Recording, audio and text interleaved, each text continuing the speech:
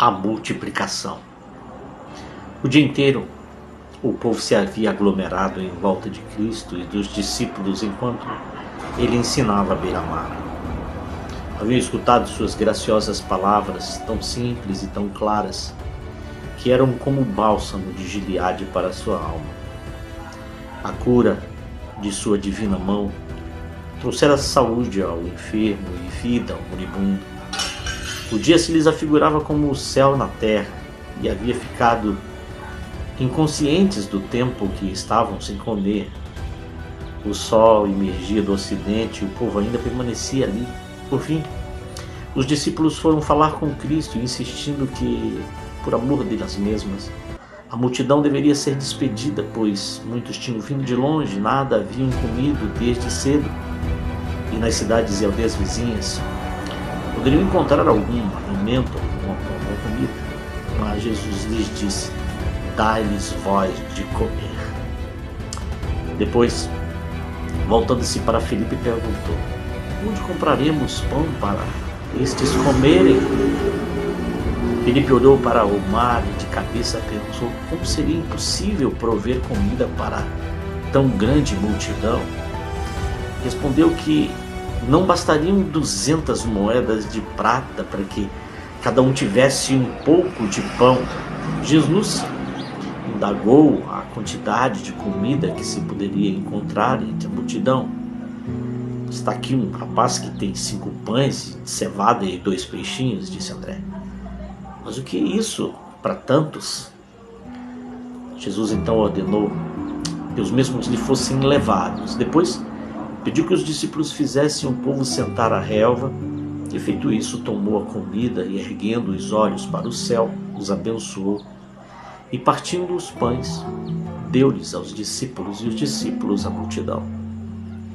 E comeram todos, saciaram-se e levantaram-se ainda dos pedaços que sobejavam 12 cestos cheios.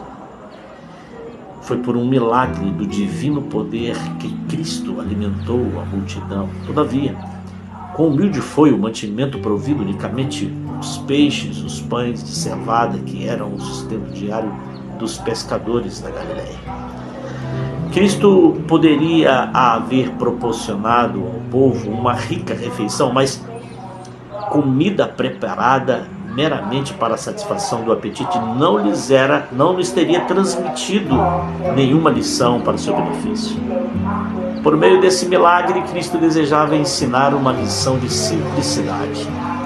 Se os homens de hoje fossem de hábitos simples, vivendo em harmonia com as leis da natureza como viveram Adão e Eva no princípio, haveria uma abundante provisão para as necessidades da família humana.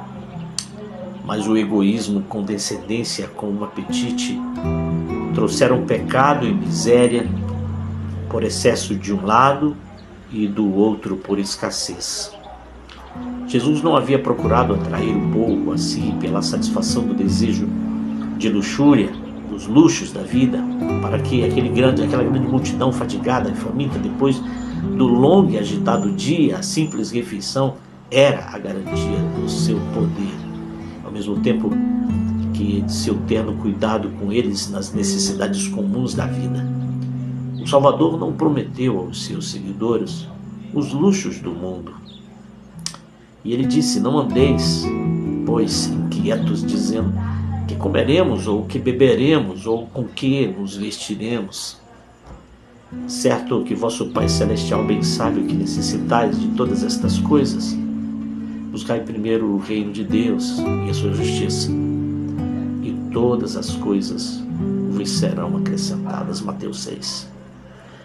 Empenhado quanto à satisfação de suas necessidades, ele prometeu o que é melhor que bens terrenos, o permanente conforto de sua presença.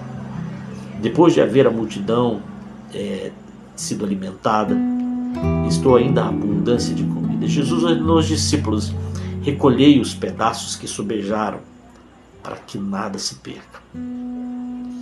E essas palavras queriam nos dizer sobre a importância dupla de uma lição, de que alguma coisa, nada, absolutamente nada se perca. Devemos deixar perder, nenhuma vantagem temporal, nada deveríamos negligenciar, capaz de beneficiar a criatura humana.